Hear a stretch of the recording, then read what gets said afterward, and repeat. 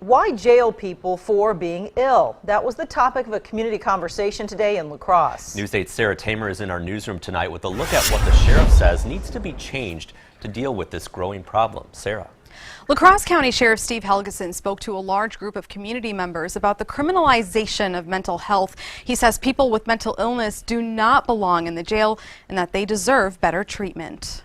It's not fair to treat someone with a medical problem like a criminal. That's the message La Crosse Sheriff Steve Helgeson is hoping to spread. There is no easy solution to the problem, but we've got to start someplace. He says one place to start is to address the harmful effects of placing people with mental illness in jail.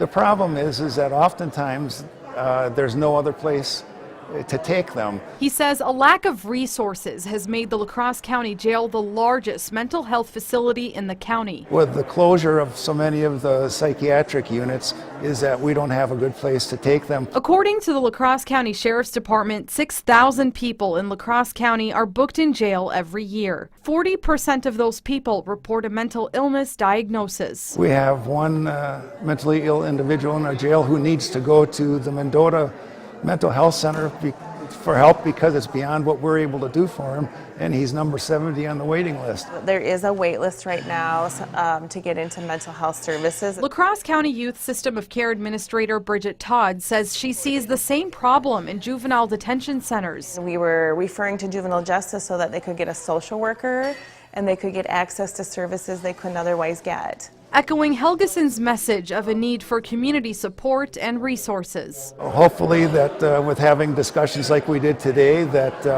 we can get more people involved and more people interested, and change can happen quicker.